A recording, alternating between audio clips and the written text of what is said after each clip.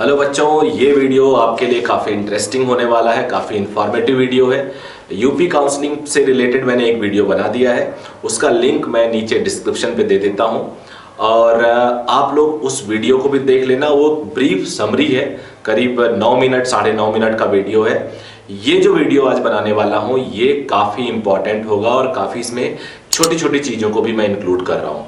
तो आज की वीडियो में मैं क्या क्या बोलने वाला हूँ, क्या क्या पॉइंट लेने वाला हूँ वो मैं बता दूँ। एक तो मैं एलिजिबिलिटी लूँगा, यूपी में काउंसलिंग कराने वाले स्टूडेंट्स की एलिजिबिलिटी क्या होनी चाहिए।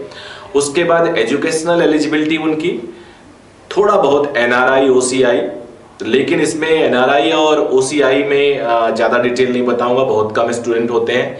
इसको मैं अपने टेलीग्राम चैनल पे दे दूंगा।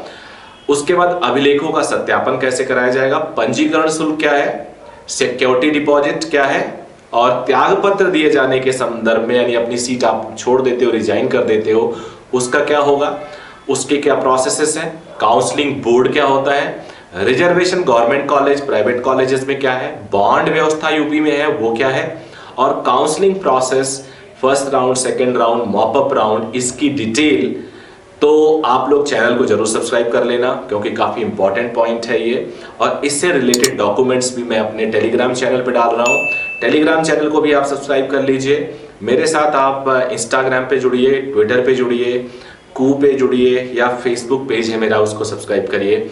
इससे मैं आप लोग के साथ कनेक्टेड रहूंगा और इन्फॉर्मेशन शेयर करते रहेंगे, दोनों के लिए विन विन होगा। So let's start.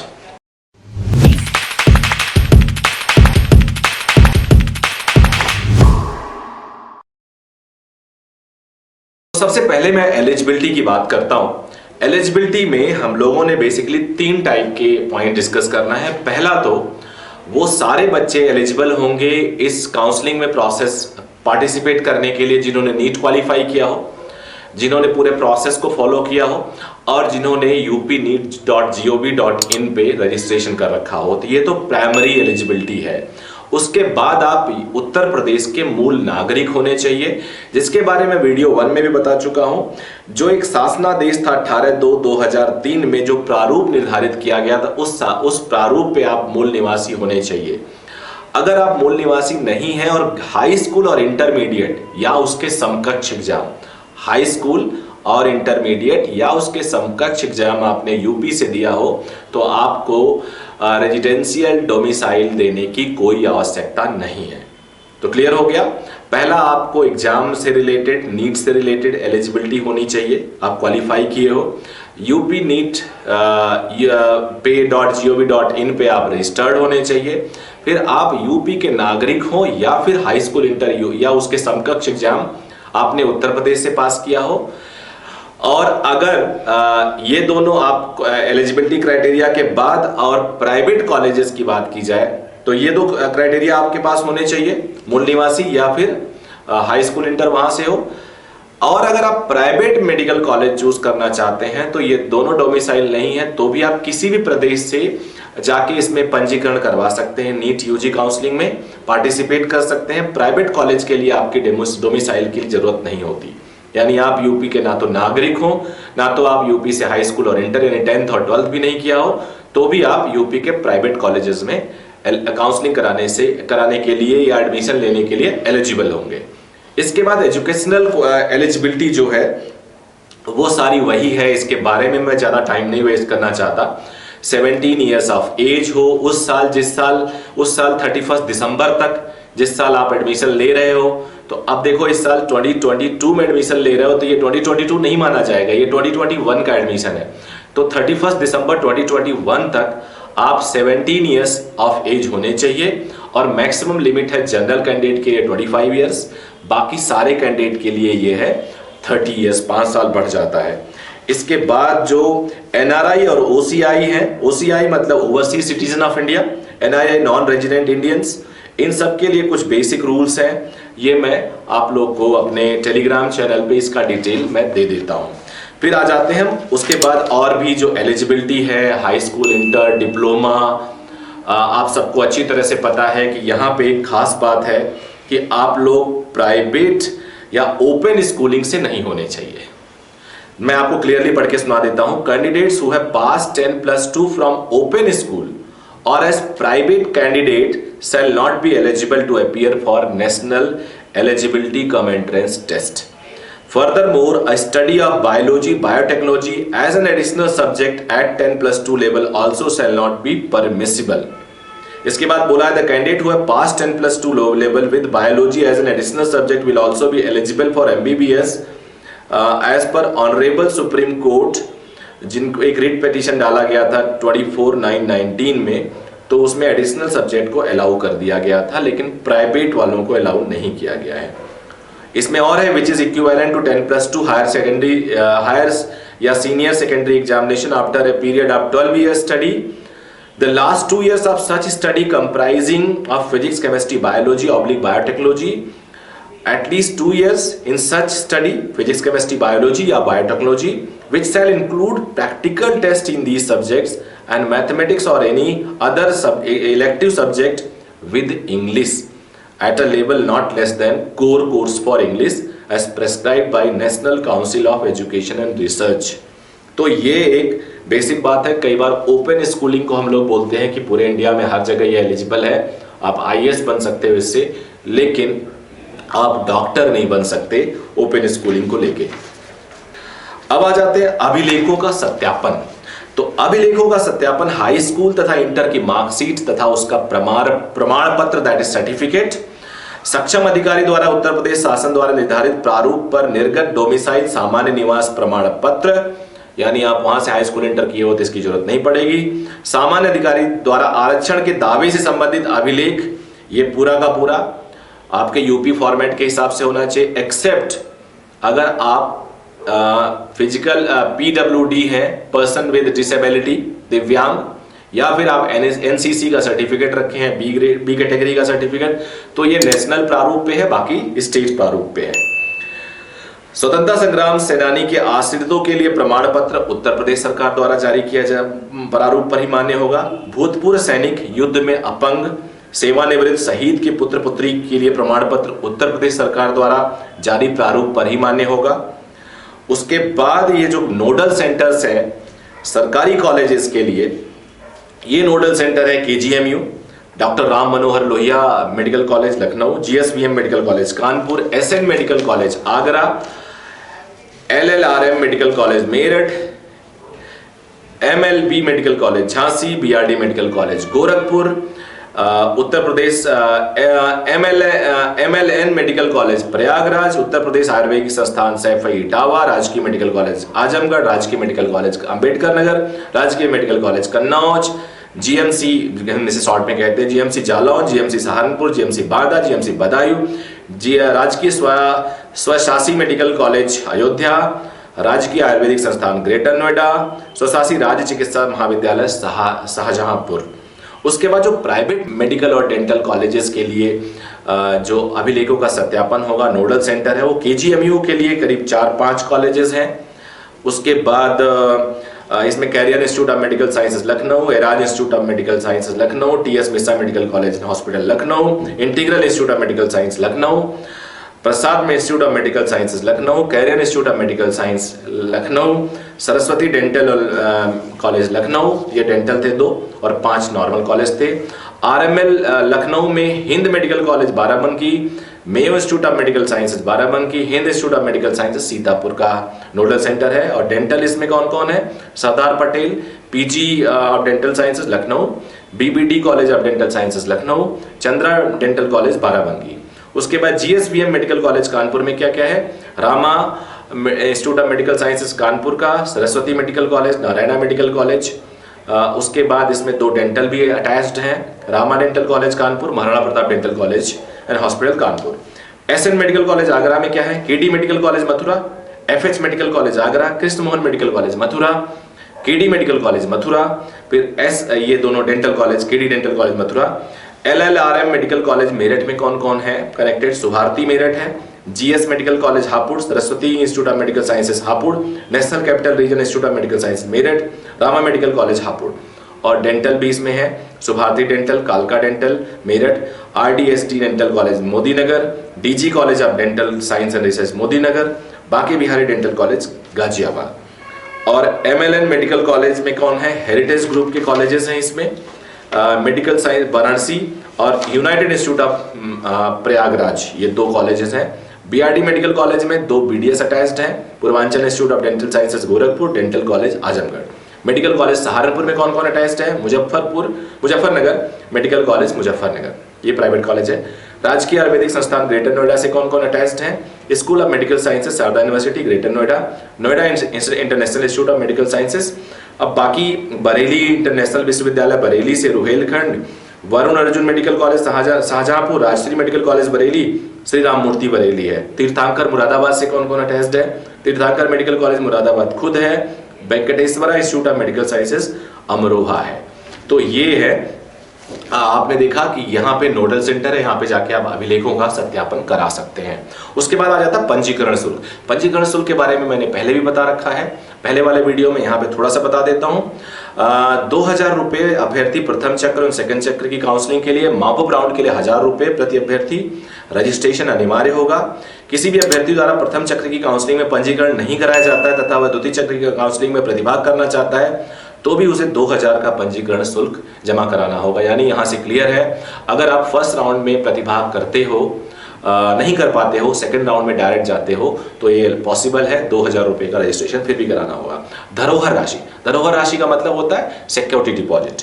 तो यहाँ पे 30,000 रुपये राजकीय यानी गवर्नमेंट मेडिकल और डेंटल कॉलेज के लिए, और निजी क्षेत्र के एमबीबीएस के लिए 2 लाख और निजी क्षेत्र के डेंटल के लिए 1 लाख रुपए धरोहर राशि के रूप में जमा कराया जाएगा।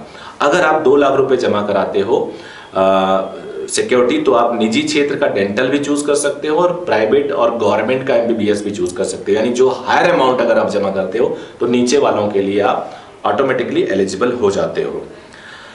उसके बाद अगर राजकीय निजी क्षेत्र के मेडिकल डेंटल कॉलेज में आवंटन प्राप्त अभ्यर्थियों द्वारा प्रवेश लेने के उपरांत उनकी धरोहर धनराशि वापस कर दी जाएगी।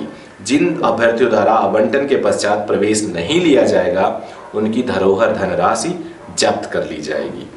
अब आ जाते हैं हम लोग, जो सबसे इंपॉर्टेंट पॉइंट है वो है त्याग पत्र। This one is the most important point, मुझे लगता है, जो हमें आज डिस्कस करना होगा। त्याग पत्र के लिए मैं पूरा का पूरा एक चार्ट बनाया हूं। ये त्याग पत्र वाला स्टेप बहुत इंपॉर्टेंट है। मैं चाहूंगा कि आप सब लोग इसको ढंग से पढ़ लेना। अपने टेलीग्राम पे भी इसको डाल देता हूं।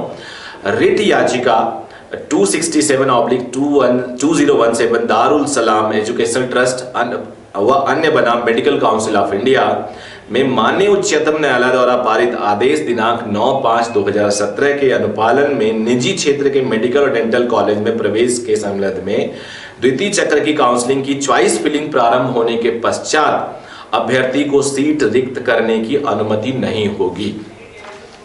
अब कुछ केसेस ले लेके समझते हैं और ये केसेस आपको क्लियर कर देंगे। तो जो पहला केस है वो ये है, यूपी के फर्स्ट राउंड में अगर सीट मिल गया हो, आपको फर्स्ट राउंड की काउंसलिंग यूपी कराई और आपकी सीट मिल गया, उसके पश्चात एआईक्यू या अन्य प्रदेश की काउंसलिंग से आपको सीट मिल गई है, तो आप क्या करेंगे? फिर यूपी के फर्स्ट राउंड की सीट को आप त्यागपत्र मान लो देना चाहते हैं, तो ऐसे केस में आपको ऑल इंडिया से या किसी और प्रदेश से जो सीट मिला है उसका आपको प्रूफ देना होगा, जिसकी काउंसलिंग से आपको सीट मिली है। और सेकेंड राउंड के काउंसलिंग की चॉइस फिलिंग होने के 2 दिन पहले तक, यानी एग्जाम्पल के तौर पे अगर 10 फरवरी को सेकेंड राउंड की काउंसलिंग स्टार्ट है तो 2 दिन पहले, यानी एक 9 हो गया, एक 8 हो गया, उससे पहले 7 तारीख को लगभग 2.5 दिन पहले 4 बजे शाम तक अपनी सीट से आप त्यागपत्र दे सकते हैं। ऐसे केस में जितनी भी फीस आपने गवर्नमेंट या प्राइवेट में जमा की है उसका 10% कटौती कर सिक्योरिटी से भी और फीस से भी आपको वापस कर दी जाएगी। यानी अगर फर्स्ट राउंड में यूपी में आपको सीट मिला और पैरेलली आपको ऑल इंडिया या किसी और स्टेट में मिला और आप ऑल इंडिया और किसी और स्टेट में जाते हैं, तो 2 दिन पहले, 2.5 दिन पहले, 10 तारीख को मान लो सेकेंड राउंड की चॉइस फिलिंग शुरू हो रही है, काउंसलिंग शुरू हो रही है, उससे 2 दिन पहले यानी 10 तारीख को शुरू हो रही है, तो 7 तारीख को 4 बजे तक आप अपनी सीट पे त्यागपत्र दे सकते हैं विद द प्रूफ जहां पे आपको मिला है उसका। ऐसे केस में सिर्फ 10% की आपकी फीस कटेगी जो आपने जमा करा रखी है, क्योंकि एडमिशन लिया होगा तो फीस जमा किया होगा, और 10% सिक्योरिटी से काट के पैसा आपको वापस मिल जाएगा। अब लेते हैं दूसरा केस। इस केस में यूपी में फर्स्ट राउंड में सीट मिली, आपने एडमिशन ले लिया और ऑल इंडिया और कहीं से आपको कोई सीट नहीं मिली है, लेकिन फिर भी आप कहते हो कि नहीं मुझे एडमिशन नहीं लेना है, तो क्या कर सकते हो, ये भी आप 2 दिन पूर्व यानी 2.5 दिन पूर्व 10 फरवरी को मान लो आपका मॉपअप आपका सेकेंड राउंड की चॉइस फिलिंग शुरू हो रही है, आप 7 तारीख को 4 बजे तक आप त्यागपत्र दे सकते हो। लेकिन इस बार दंड थोड़ा ज्यादा मिलेगा, 50% आपकी फीस पे कटौती और 50% सिक्योरिटी फीस में कटौती करके आपको पूरा पैसा वापस कर दिया जाएगा। यानी आप 50% फीस या सिक्योरिटी मनी आप वापस ले सकते हैं और सीट पे त्यागपत्र दे सकते हैं पहले राउंड के बाद। अब ले लेते हैं केस नंबर 3। केस नंबर 3 में यूपी के सेकेंड राउंड की काउंसलिंग समाप्त होने के पश्चात फर्स्ट राउंड व सेकेंड राउंड के अभ्यर्थी को सीट रिक्त करने की अनुमति नहीं होगी। फिर भी अभ्यर्थी मॉपअप राउंड की काउंसलिंग के 2 दिन पहले अपनी वैसे ही वही सिचुएशन है, 10 तारीख को अगर मॉपअप राउंड है तो 7 तारीख को शाम 4 बजे अपनी सीट से रिजाइन कर सकता है। इस केस में 50% amount of security fees and tuition fee will be refunded. यानी मॉपअप से पहले अगर करता है तो सेम सिचुएशन है, 50% of security fees and tuition fee will be. अब मॉपअप राउंड के पश्चात या पाठ्यक्रम पूर्व करने से पूर्व, यानी मॉपअप राउंड में आपने एडमिशन ले लिया और आप या फिर आप एमबीबीएस पढ़ाई कर रहे हो लेकिन कंप्लीट नहीं किए हो, उससे पूर्व आप मेडिकल और डेंटल कॉलेज या इंस्टीट्यूट से रिजाइन करना चाहते हैं, तो समस्त यानी कंप्लीट शैक्षणिक शुल्क, ट्यूशन फीस संबंधित मेडिकल और डेंटल कॉलेज को देना पड़ेगा आपको। 5-5.5 साल का 4.5 साल का जो प्रोग्राम है उसका पूरा फीस आपको देना पड़ेगा। सिक्योरिटी राशि आपकी जब्त कर दी जाएगी। अगर सिक्योरिटी आपने कॉलेज से इंस्टीट्यूट से वापस ले लिया है तो वो भी आपको जमा करना पड़ेगा। तो यहाँ पे दंड काफी ज्यादा है, यानी बोला जाए कि मॉपअप राउंड के बाद आप अलाउड नहीं होगे। अगर आपने एडमिशन ले लिया तो आपको पूरे एमबीबीएस की फीस जमा करनी होगी। अब काउंसलिंग बोर्ड की बात कर लेते हैं। तो काउंसलिंग बोर्ड में कुछ अधिकारियों का डिटेल है, कौन कौन अधिकारी है इस साल, ये मैं अपने टेलीग्राम चैनल पे डाल देता हूं, वहां से आप काउंसलिंग बोर्ड से रिलेटेड डिटेल चीजें आप जान सकते हो। इसके बाद मैं आप लोग को एक पॉइंट बताने वाला हूं रिजर्वेशन का, जो government medical college university institute में क्या क्या आरक्षण है। तो प्राइवेट मेडिकल कॉलेज में कोई रिजर्वेशन नहीं है, ये क्लियर कर लीजिए। गवर्नमेंट मेडिकल कॉलेजेस में 2 टाइप के रिजर्वेशन है, एक वर्टिकल रिजर्वेशन ऊर्ध्वाधर आरक्षण और एक हॉरिजॉन्टल रिजर्वेशन क्षैतिज आरक्षण। वर्टिकल रिजर्वेशन है एससी कैटेगरी का 21%, एसटी का 2%, ओबीसी 27% और ईडब्ल्यूएस का 10% यूपी में। कुल मिला लिया जाए तो ये हो जाता है 50% का 60% का रिजर्वेशन। और जो ईडब्ल्यूएस का जो 10% का रिजर्वेशन था, एमसीआई के द्वारा सीटों में वृद्धि की अनुमति दी गई थी लास्ट ईयर, तो उतना ही सीट सापेक्ष बढ़ा दिया गया था जिससे किसी को लॉस ना हो। हॉरिजॉन्टल रिजर्वेशन क्या है, फ्रीडम फाइटर को 2% है, युद्ध में अपंग, सेवानिवृत्त, शहीद, भूतपूर्व सैनिक के पुत्र पुत्री के लिए 2% है, दिव्यांग अभ्यर्थी के लिए 5% है, महिला अभ्यर्थी के लिए 20% है, बी ग्रेड सहित सी सर्टिफिकेट एनसीसी कैडेट का 1% है। ये हॉरिजॉन्टल है, यानी एक कैटेगरी में आप एक ही आरक्षण ले सकते हो। जनरल के हैं तो जनरल में ही वो काउंट हो जाएगा। स्पेशल कंपोनेंट प्लान के अंतर्गत स्थापित medical college GMC Ambedkar Nagar, Kannauj, Jalaun और सहारनपुर में वर्टिकल रिजर्वेशन के अंतर्गत शासन द्वारा सीटों का विभाजन किया गया है। एससी को शासन राज्य सरकार द्वारा 62 सीट्स, भारत सरकार द्वारा 2 आवंटित सीट है तो टोटल 64 हो गए। एसटी के लिए 5 है राज्य सरकार का और भारत सरकार के द्वारा 1 है, तो ये 6 सीटें हो जाती हैं। अब मैं बात करूंगा आप लोग के लिए एक बॉन्ड सिस्टम का। जनरली लोगों को लगता है कि यूपी में बॉन्ड सिस्टम नहीं है, लेकिन यूपी में 7/3/2018 में के द्वारा चिकित्सा शिक्षा अनुभाग शासनादेश दिया हुआ है से प्रदान निर्देशों के क्रम में अवगत कराया गया है कि राजकीय मेडिकल कॉलेज, डेंटल कॉलेज, संस्थान, चिकित्सा विश्वविद्यालय में स्नातक एमबीबीएस यानी बीडीएस पाठ्यक्रमों में प्रवेश पाने वाले छात्रों से 2 वर्ष की अनिवार्य शासकीय सेवा से संबंधित बॉन्ड भराया जाएगा। बॉन्ड की अवधि का धनराशि 10 लाख रुपए होगी। सेवा के स्थान के संबंध में उल्लेखनीय है कि महानगरों को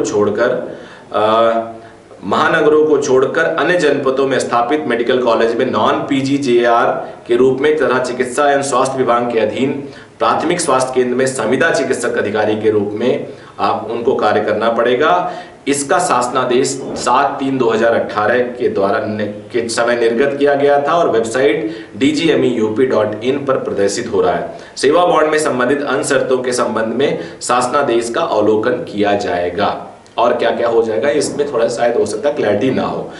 निजी मेडिकल डेंटल कॉलेज का जो सम प्रोसेस होगा उसमें उन्होंने बोला है कि हम निजी मेडिकल कॉलेज से 2 लाख रुपए लेंगे, हम जो उनको सर्विसेज दे रहे हैं, और डेंटल कॉलेज से 1 लाख रुपए लेंगे, तो ये आपके लिए नहीं है। काउंसलिंग प्रक्रिया क्या होगा? काउंसलिंग प्रक्रिया बड़ा इंपॉर्टेंट है, मैं आपको बताता हूं। ये one of the most important process है जो बच्चों के मेरे पास बहुत सारे क्वेश्चंस आ रहे हैं।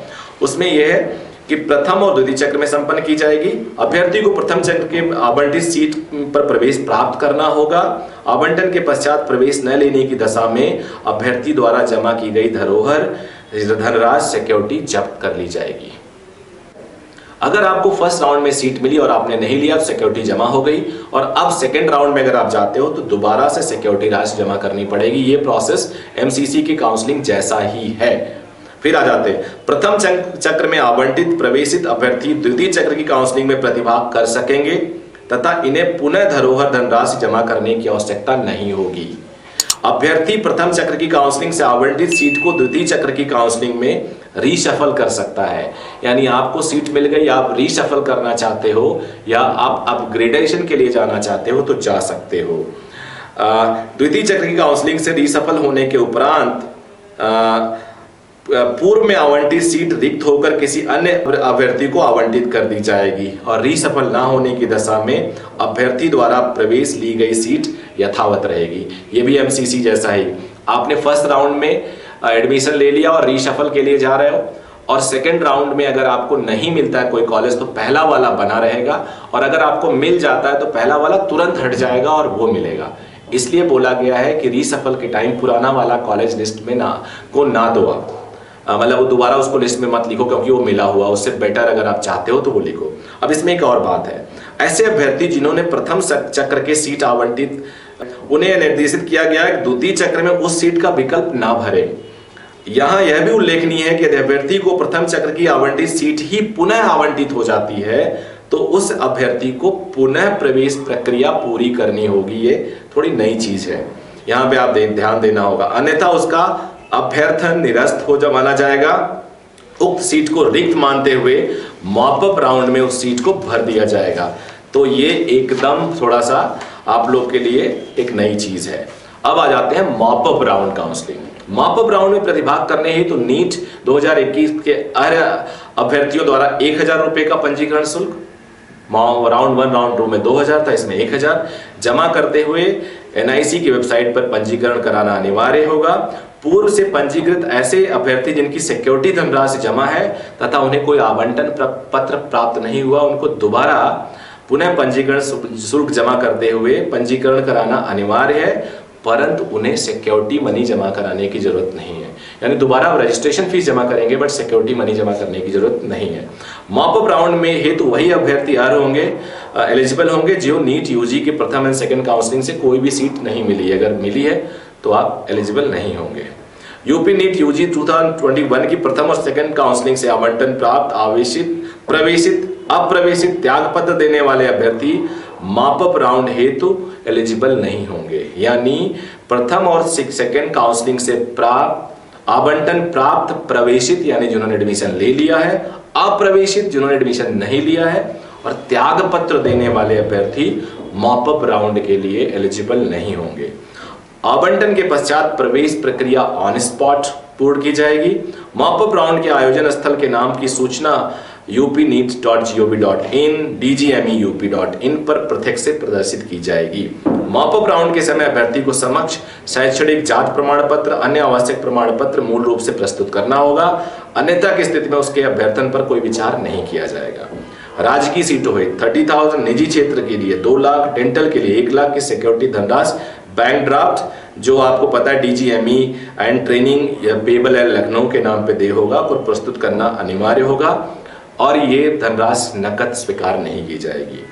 निजी क्षेत्र के मेडिकल डेंटल कॉलेज विश्वविद्यालय में आवंटित अभ्यर्थियों को प्रवेश के समय ही संबंधित कॉलेज के द्वारा निर्धारित शुल्क का बैंक ड्राफ्ट जो UPDGME के लिए है वो भी प्रस्तुत करना अनिवार्य होगा।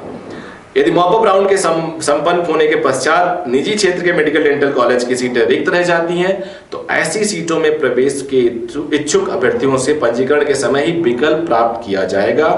यानी आप मॉपअप के टाइम ही विकल्प दोगे बहुत सारे, उक्त सूची आप संबंधित निजी क्षेत्र के मेडिकल और डेंटल कॉलेज को भेज दी जाएगी और मॉपअप का उसके बाद का प्रोसेस होगा। जो 2020 से पहले BDS कर रहे हैं बच्चे, उनके लिए वो अपने समस्त मूल प्रमाण पत्रों के साथ साथ मॉपअप राउंड में प्रतिभाग कर सकेंगे। BDS में प्रवेशित इच्छुक छात्रों द्वारा मॉपअप राउंड में प्रतिभाग करने हेतु संबंधित कॉलेजेस त्यागपत्र देते हुए मूल प्रमाण पत्रों के साथ आवंटन हेतु उपस्थित होना अनिवार्य है। इस आवंटन हेतु कोई पुनरावृत्ति शफलिंग अनुमान्य नहीं होगा। मॉपअप राउंड हेतु निम्न अभ्यर्थी एलिजिबल नहीं होंगे। कौन कौन? नीट UG 2021 की प्रथम सेकंड काउंसलिंग से MBBS BDS आवंटन प्राप्त, प्रवेशित, आवंटन के पश्चात प्रवेश न लेने वाले अभ्यर्थी, त्यागपत्र दे चुके, और नीट UG जो 15% से एडमिशन लिए हैं वो भी नहीं होंगे। फिर काउंसलिंग की समय सारणी है। अन्य आवश्यक दिशा निर्देश दिया गया है कि धरोहर धनराशि की वापसी है तो एलिजिबल अभ्यर्थियों को काउंसलिंग के समय उनका bank account, IFSC code, bank का नाम पंजीकरण के समय प्राप्त किया जाएगा और बाकी कुछ डिटेल। तो इस पूरे वीडियो में मैंने कोशिश किया है कि आपके सारे point as per the government situation में दे दूं और उम्मीद है इससे आपको बेनिफिट मिला होगा। इस वीडियो को अगर बेनिफिट मिला हो शेयर करिए, दोस्तों के साथ शेयर करिए। Thank you very much, bye bye.